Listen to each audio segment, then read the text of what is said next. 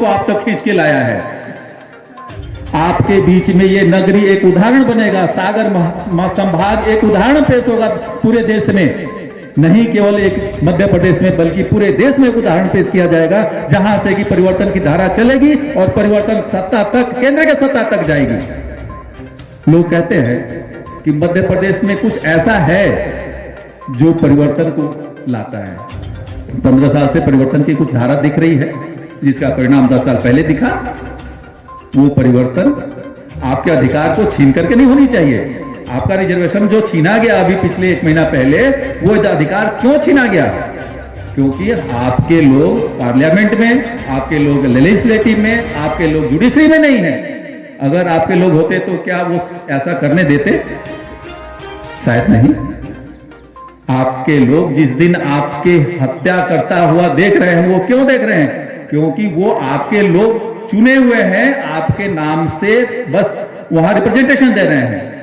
वो आपके डायरेक्ट चुने हुए लोग नहीं है। डायरेक्ट मतलब जो हमारे बाबा साहब ने कहा था, जिसको कि अभी हमारे ओनल अवार्ड के साथ ये रिजर्वेशन की पॉलिसी हमारे ऊपर थोप दी गई कि हम अपने लोगों को नहीं चुन सकते, वो वहां से हमारा प्रतिनिधित्व का अधिकार छीना गया। थैंक यू सो मच सागर की धरती को मेरा, कि इस बेटी को इतना सम्मान आप लोगों ने दिया।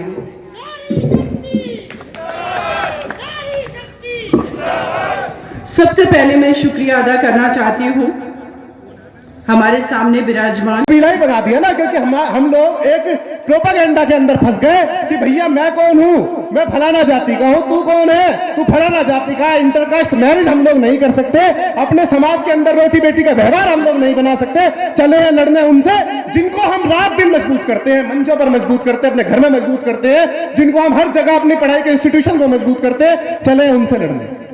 हम जो 90 की लड़ाई है, 90 बनाम 10 की लड़ाई है, जो बोल 85 जय मूल निवासी, अरे हमारे पूर्वज कह कह करके बेचारे चले गए, इस दुनिया को अलविदा कह गए। हमारे लोग आज मुट्ठी भर लोग अगर ये बोलना सीख पाए हैं, अगर आज लड़ना सीख पाए हैं, तो लगेंगे बनाने के लिए महासम्मेलन किसका? फलाना जाति का महासम्मेलन। लगेंगे सम्मेलन बनाना किसका? फलाना जाति का महासम्मेलन। और लगे लड़ाई कर रहे हैं किसकी? ब्राह्मणवाद से लड़ने की लड़ाई कर रहे हैं। अरे सर, आपको तो पता नहीं कितने हजार लोगों को वो ऑलरेडी दफना चुका है, और कितनों को अभी 1 महीने पहले दफना दिया, और कितनों को दफना के हर रोज साजिश करता है, आरएसएस के हेडक्वार्टर से साजिश करता है। और हमारे लोग कभी भी एक होने के लिए तैयार नहीं है। इस समाज के अंदर जो एक कुरीति है, जो एक भ्रांति है, जब तक आप इस चीज को नहीं तोड़ देंगे, तब तक संभव नहीं है कि आप लोग एक मंच पर आ जाएंगे और इस देश के हुक्मरान बन जाएंगे। साहब कांशीराम कहते कहते चले गए, अरे भैया एक हो जाओ, एक मंच पे आ जाओ। क्या तुम जाति पाति में पड़े हो कि तुम्हारी अपनी चुनी हुई चीज है क्या? हम लोगों से हमारे सरने नहीं छूट रहे हैं, चले हैं क्रांति करने। हम लोगों से अपनी जाति का गर्व नहीं छूट रहा है, हम लोगों से अपनी जाति पर गौरवान्वित होना नहीं छूट रहा है, चले हैं क्रांति करने, भारत को जीतना। देखिए आप किस प्रकार की दोहरी परंपरा के अंदर हम लोग जीवन जी रहे हैं और जीने को मजबूर हैं, और फिर हम बहुजन करते रहते हैं, फिर हम मूल निवासी करते रहते हैं। देश के अंदर 90 बनाम 10 की लड़ाई बताते रहते हैं, फलाना लड़ाई, ढिमका लड़ाई, तमाम चीजें बताते रहते हैं, लेकिन इस बात को मानने को तैयार नहीं है कि हम केवल और केवल भारतीय हैं। हम जिंदा हुए थे भारतीय के रूप में, और जिस दिन मरेंगे तब भी हम भारतीय के रूप में इस दुनिया को चलते सके करके जाएंगे। इस बात को मानने को तैयार नहीं है।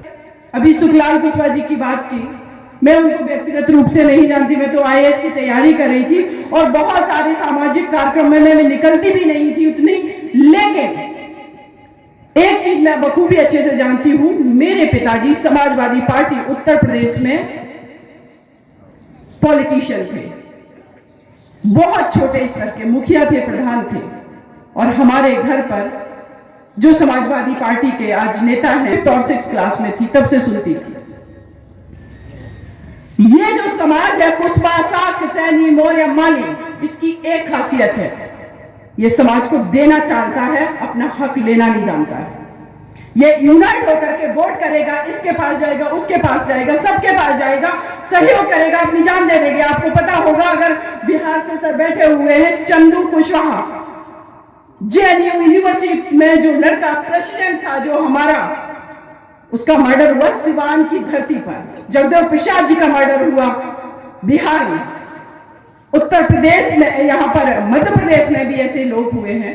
और तो और अगर हम बात करें हमारे पूर्वजों की, जैसे महेश भाई साहब बोल करके गए, आज अगर आज इस मंच पर मैं बोल पा रही हूँ, तो उसका श्रेय मात्र एक स्त्री को जाता है, वो है माता सावित्रीबाई फुले और उनका साथ देने वाली फातिमा शेख।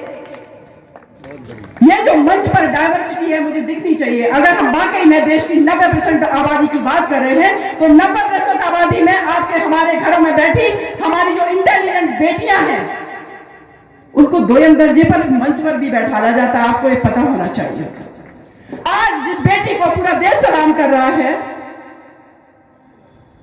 मैं ये बात उत्तर प्रदेश के लिए कह रही हूं स्पेशली, मुझे एक पार्टी से बड़ा ऑफर मिल रहा है पिछले 1 महीने से, आप आइए पार्टी ज्वाइन करिए।